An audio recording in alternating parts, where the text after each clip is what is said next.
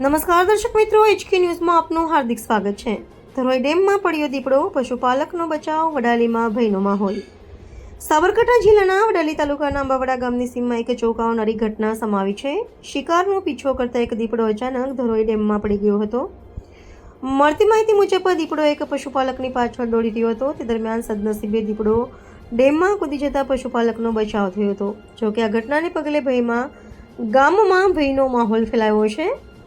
સ્થાનિકોએ તાત્કાલિક ફોરેસ્ટ વિભાગને જાણ કરતા ટીમ ઘટના સ્થળે પહોંચી હતી અને ધરોઈ ડેમના પાણીમાંથી દીપડાનું સફળ રેસ્ક્યુ કરવામાં આવ્યું હતું। હાલ દીપડાને સુરક્ષિત સ્થળે ખસેડવાની કામગીરી હાથ ધરવામાં આવી છે।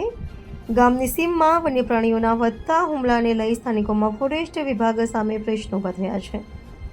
Zakir Memon, HK news, Sabarkantha.